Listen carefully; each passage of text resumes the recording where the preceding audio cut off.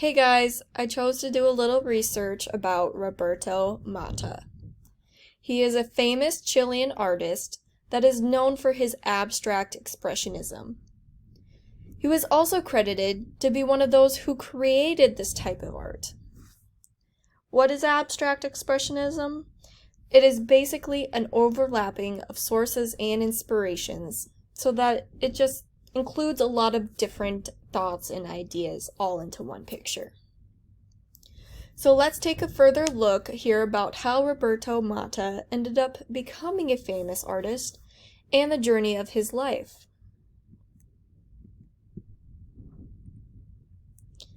Roberto Antonio Sebastian ECHAURREN was born in November 11th of 1911. I thought it was pretty cool because, 11. But that's besides the point. So anyways, he was born in Santiago, Chile. He lived in a plethora of different places in his lifetime. Where his life sadly resigned was in Civitavecchia, Italy. He did have 4 children who some decided to follow in his father's footsteps. He had a set of twin boys who later became artists, another son who became a composer specializing in jazz, and a daughter who became a painter just like her father. Following high school, Matta went to college, staying super close to home, attending Colegio del Sagrado Corazón and Pontificia Universidad Católica de Chile, both in Santiago, for architecture and interior design. So he was super passionate about what he was going to be building and creating in his future with architecture, and eventually moved to Paris, France, looking for work. In Paris, he started working for Le Corbusier as an architectural assistant. This is where he began sketching for his career. Well, he also did a little bit of sketching on his own time. This is where he became passionate about his paintings. And Roberto Matta quotes, "Painting has 1 foot in architecture and 1 foot in the dream." How I interpreted this is that it means that he ran into problems of whether his job was the most important to him or if his paintings were the most important to him. So he was really struggling between his dream of becoming an artist and his career in architecture. Early Roberto Matta's drawings were kind of described as dreamlike. So it was described as a vision of creating the computer, because they were kind of far-fetched like cyberspace. As you can see here in his painting, The Fiery Landscape, this drawing has a bunch of different things going on here. So it's like the artwork could be interpreted in any way that the person viewing it thinks. To me, it is kind of surreal, like it's interpreting the fire, but in also different ways too.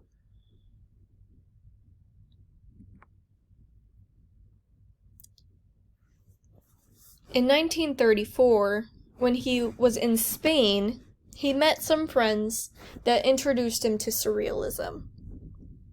They then introduced him to a guy named Salvador Dali, who wanted him to meet a man named André Breton. Dali is the one with the cool mustache. But jumping ahead a few years, Breton introduced him to the Surrealist movement in 1937. André Breton was super excited to have another young surrealist because he was under the impression that there wasn't going to be a lot more surrealist for him to influence. But then by 1938, he created one of his first paintings, and that painting is called Psychological Morphology. It is a combination of bright colors, and he still was in his architectural mindset that it was architecturally spaced. So it is also has a different forms to create as a surrealist painting. In 1938, at the age of 27, Matta moved to New York City in the United States of America. This is where he began his new way of art through oil painting.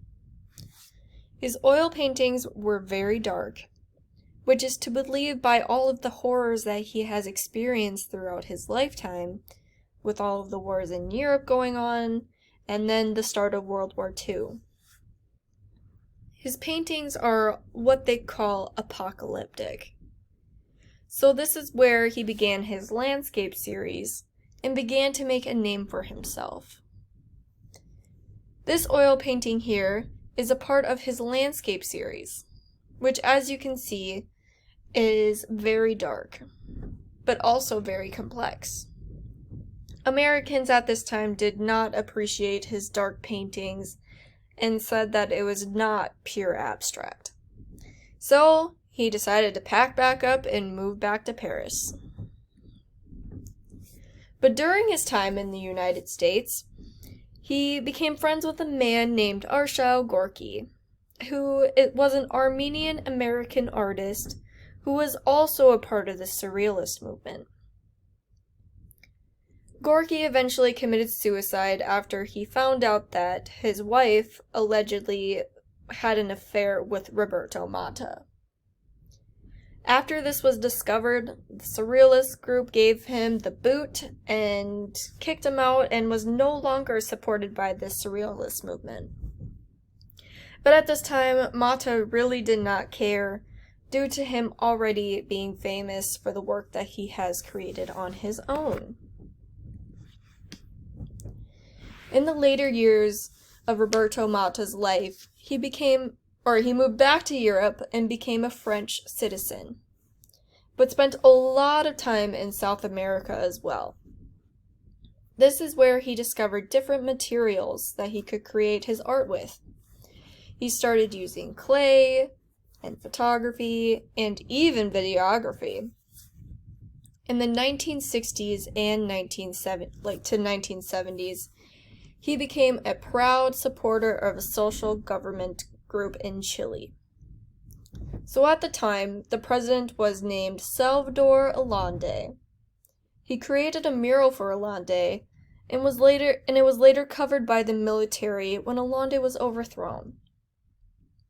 But the mural was rediscovered in 2005 and was fully restored in 2008. And you can now see it today at the La Granja Hall in Santiago. After his death in 2006, one of his twin sons, Gordon Matta Clark, exhibited a bunch of his pieces in San Diego at the San Diego Museum of Art. There are a couple of his paintings that were sold for record-breaking amounts. The one I have displayed here is his piece called Disaster of Mysticism, which was sold for a whopping $2.6 million. He also had another painting called La Pendule that went for $2.4 million, and another one called Endless Nudes that went for $2.5 million. That's a lot of money. His art is displayed in multiple famous art museums, even including the one in Minneapolis at the Walker Art Center.